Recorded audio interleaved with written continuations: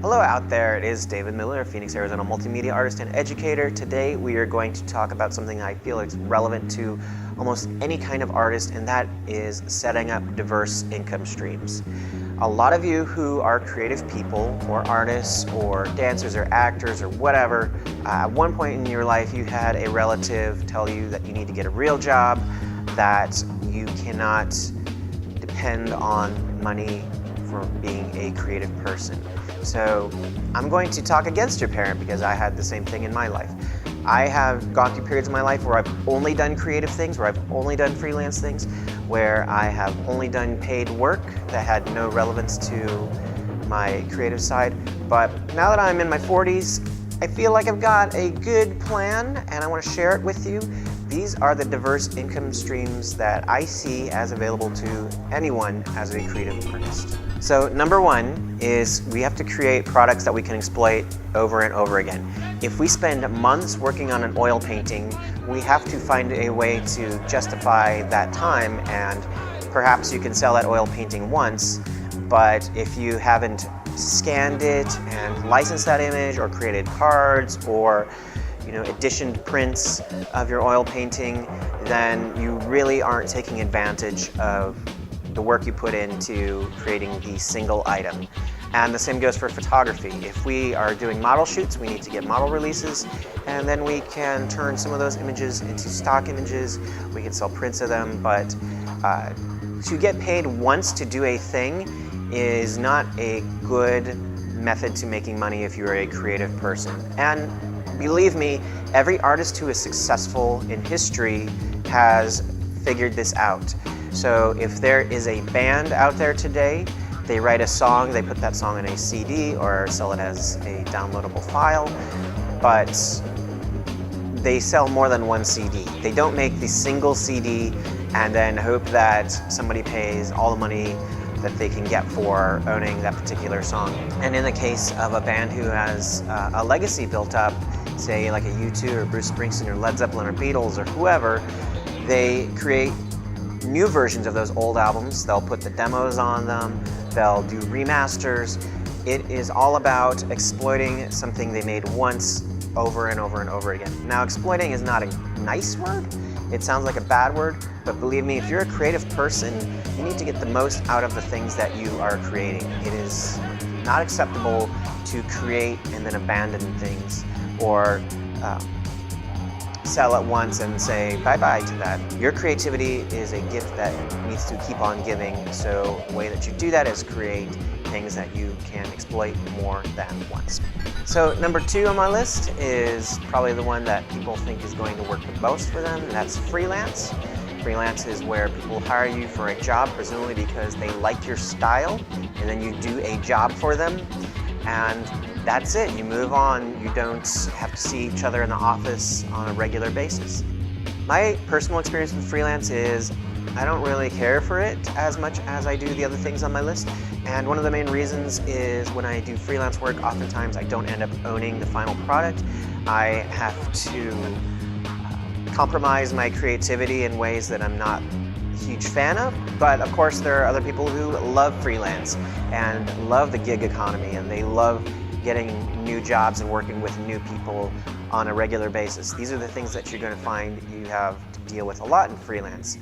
I don't mean to poo-poo freelance completely. I'm saying it's part of the diversified income, but by no means should it be the only way that you earn your income as a creative individual. Number three on my diversified income stream list is steady income, and this means having a job where you show up and are paid hourly. Now, this is the opposite of the freelance model, and a lot of people who are very creative are opposed to the idea of showing up, having a boss, getting paid hourly, having to dress nice, so on and so forth. I'm here to tell you that if you have steady income, whether or not it is in your field, that'll take a lot of the pressure off you to perform in anything else on the list. If you have some form of steady income, you won't freak out about your bills. Your relationships will be better in life because money should not be such a huge factor when you know something is actually coming in. These things are important. Stability in your life is important to creating good art, I feel. I know there are legends of people who were very unstable and created good art, but the reality is you can be more creative when you're not wondering where you're going to sleep, if you're going to be able to eat. Also, a lot of steady jobs have opportunities for you that you might not have realized. If you're a photographer and you have some kind of steady part-time or full-time job, you get to meet a lot of people who might need your service. If you work in an art store, you can have discount to the supplies. I've worked a lot of steady jobs where I've actually had free time to do a lot of the social networking, the emailing, even some Photoshop and Illustrator, and I'm doing it on the company's dime, where if I wasn't getting paid to sit in a chair and do some of my own stuff, then I would have had to do that for free on my own time and taken away from time that I share with my family. Nothing is shameful from having steady income from a quote-unquote regular job. The next thing on the list I want to talk about is passive income opportunities. So often I meet creative people and they talk about how they struggle to make something and then they put it out there and they hope that thing makes money. I'm here to tell you just the process of creating things is an opportunity for you to make passive income. So I often use the example of a painter who spends months working on an oil painting. What if they filmed the entire process of that? What if they created tutorials about that? What if they put those tutorials on pay sites? Well, that model is something that I've been working with for a few years now. Somewhere in the world, there are people who will pay for that information. You just need to put it through a pay site like a Skillshare or Udemy or Teachable. If you worked on a film set, I'm sure you learned some lessons that you could use to create an ebook, and you can create ebooks on Amazon for free and sell them. You do have to put a little time and effort into the marketing side of things. I love passive income. I know that on a certain day every month, these websites that I'm hosting my tutorials on will send me some money. It might not be a huge amount of money, but believe me, with all the other things that I have going on, I'm able to pay my bills, I'm able to be a creative person, and spend the majority of my week just creating, making new things that I want to make that aren't what other people are telling me to make, or doing things that I do not want to do with my life. So guys, I hope this was helpful to you. I hope there's something that you can get out of it. If you're trying to figure out how you can incorporate all these different income streams into your daily life as a creator, I encourage you to maybe segment your life and say, on Sunday, I'm going to focus on passive income.